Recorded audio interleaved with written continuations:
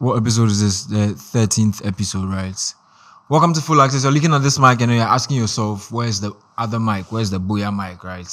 Now, let me tell you guys, we are now recording like this week because Solo touched the mic and then like the mic fuck up. So we've had to like move mountains just to get to this microphone here. But then, yeah, it's Reginald Omar here and I'm back with my editorials again. Today, I'm here to talk to you guys about the best emerging acts that have like showed like their faces within a span of just like 7 months into the year, right? I mean, our music like scene this year has been like a very, very, very interesting one. For the past 6 months, even like the very first quarter, we've had like releases from a lot of like artists, right? We've had some which are hits, some who are like which are potential hits, and we have some which are like just regular songs, right? But then again, some of the hits, some of the potential hits, these emerging acts today inside, and we're going to take like these emerging acts based on like the songs, based on their status, and then based on like brand positioning, right? So without further ado, let's get into it. Let's talk about Xlimkid. Now, I'm only going to talk about 4 emerging acts, but then the first person is Xlimkid. Now, Xlimkid burst into the scene proper last year with Okenet, with the body of work Pain and Glory, right? Which was a lot of like people's favorites body of work. I mean, it had Lil Deck posting it on his Instagram story and all of that. Charlie, it was just crazy for Xlimkid to pair himself with Okenet. Felt like Shaq and Kobe, like 2001 Lakers basketball, 2000 Lakers basketball, 90s Jordan and Pippen type shit. You did, Bob, yeah, Batman and Robin type shit. It was very, very interesting, and I also felt like Okenet really like gave Xlimkid some ropes to show us and then to show the world what he's capable of. That is why he was able to hone in and then like go crazy on that body of work. We are not going to talk about their differences, but yeah, this year it be Xlimkid even showing here, say, you know, Charlie, I go fit do this thing. That is why like people are even like reaching out to him behind Okenet's back and all of that. But we're not going to get into it, right? Xlimkid, he actually like being one of the like top emerging acts in this year. Sarkodie reached out to him. Sarkodie was like, Slim, Charlie, come and do your thing on my like EP, which is Championship. And then like they did Trauma, and it was just crazy. Xlimkid was basically allowed to do whatever he wanted to do on that particular record, which was very, very interesting.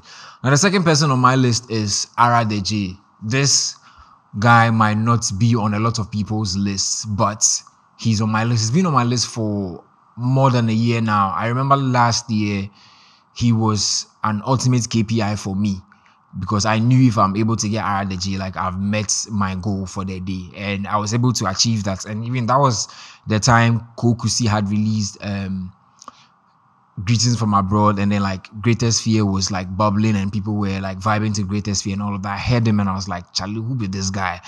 Like there was something different about him. Like he didn't have a specific bag. His bag was different.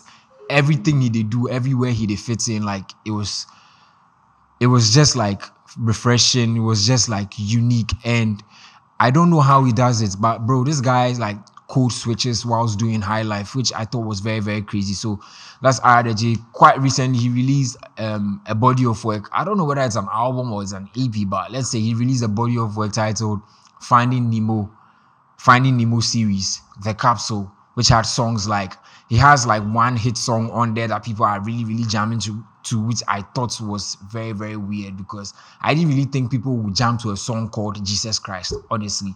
But this particular song has a lot of people like going, not crazy, but it has a lot of people reflecting a lot and they're like singing to that song. You listen to AratheJay, you are able to tell where he's from. You are able to tell his influences in music, which is Alhaji Frimpong and a couple of people. You're even able to tell like his religious stance when it comes to like religion and all of that. And you're also able to tell sometimes where he's from based on how he switches his codes and all of that. So that's AratheJay for you. He's doing very, very well with Finding Nemo capsule, finding the Nemo series, the capsule. A lot of people have taken notice to him. Bro, it's just crazy to have industry stakeholders be like, yo, who is who is this AratheJay guy? Making people listen to this AratheJay guy. But for the people who have also been tapped into AratheJay for quite some time now, it's very, very normal to us, right? Now the third person on my list is Beeztrap KOTM. Whenever you hear KO, you know that this guy is about to do a madness on a song. And I was talking about this guy in a couple of editorials before, and I was like, this guy for me is a full package. He doesn't look just like an artist. He looks like a movie star. He looks like a model. He looks like he can like do anything he wants to aside like music.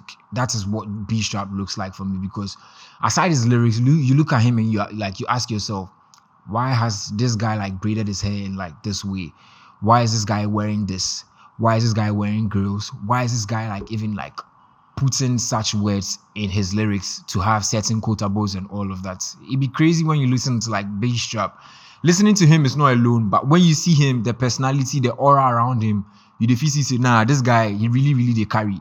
I don't know. I say soon be shenimu. And he doesn't even portray it. But then when you see him, you see that, nah, this be the guy. And I always say that this guy reminds me of Method Man. Now, if you don't know Method Man, you can revisit the Wu-Tang Clan and you know who Method Man is. He reminds me of Method Man, not only from the rap standpoints, but from movies, from modeling, from attracting women. You really like, they remind me of Method Man. And bro, make you know, like, don't even like sleep on Beeztrap, because Beeztrap's pen is crazy. His pen is very crazy. Certain things that he says, if he only Beeztrap pen, he go fit think of those things, and if he only he pen, he go fit say those things.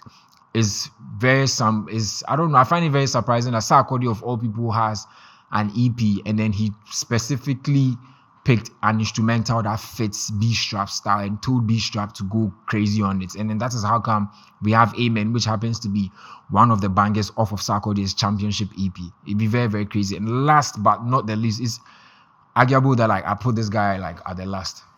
It's very arguable that I put him at the last, because this guy in status surpasses like almost everyone that I've mentioned. But he also like the among of the emerging acts, even though like he's, for some people, they might think that he's already been there, so you know he doesn't need to be like part of the emerging acts. But I feel like OlivetheBoy leads the pack in terms of like emerging acts. It'd be crazy that like you release your second EP and then one of the singles off of that EP lands you a Sony deal. It is very crazy for like a 20-year-old or a 21-year-old coming up in the music scene to have that. And then for him to be able to do what he's done. Over here in our music scene, we say someone is a star or a mega, or someone is a star if they have 3 hit songs. Now, OlivetheBoy dropped Havana EP, and then he had like Good Sin. He dropped Havana EP Deluxe, and then he had Asylum. And then quite recently on Kid Promise's album, they released Favorite Story, and then everyone was talking about OlivetheBoy's verse, which we all like. For me, I wasn't surprised, because I knew for a fact that this guy being on this particular song, he's going to do something crazy to it. And then for me to hear the backstory of it, I mean, we're all there when they performed at the Salah Fest. Promise finished performing. Olive performed before Promise. After King Promise finished performing, he told him that like, yo, I have a song that you have to jump on real quick. So we sent the song, we finalized everything, is yet to be mixed and mastered, but you need to be on this song, and it has to be today, right now. And on their way to the studio, Olive like was literally writing to the song, and they got there and he did that madness. Now at King Promise's album launch release party, I was telling Olive that like, bro, I don't know how these people allowed you to do this madness on their song, but then if it was me, it wouldn't fly, because bro, I have FulLCircl on a song, I have like King Promise on a song, and then you come on and then your verse outshines everyone. Even before the song was released, we listened to it and we're like, nah, if you Olive in verse, you go carry this song. And then I think next week or in 2 weeks' time, Olive is about to release another madness, which people would also go crazy to. It's titled Wonder Boy. I feel like you guys should look out for it. But in terms of status, OlivetheBoy stands tall amongst like Beeztrap KOTM, Xlimkid, and AratheJay in terms of status, and in terms of like brand positioning, in terms of like hits, in terms of like not Ghana hits, but I'm talking about like Africa hits. Olive get them with Good Sin and Asylum and all of that. But when it comes to like not only the music, Beeztrap get them, Xlimkid to get them, and AratheJay get that unique thing about him that I feel like people should really tap into him, bro. Tap into Ara. You never be disappointed. You can follow them on their socials, listen to their music, be a fan of them, or you can even be a fan of me and my editorial. But these are the emerging acts who have been able to pick like the interest of people within the past 7 months. Special mentions to King Paluta, but then King Paluta said, if you not really be imagine acts like that, off like he's been there from time. Check like Pac, they've been there for a very, very long time, but it be now we with the CC them there.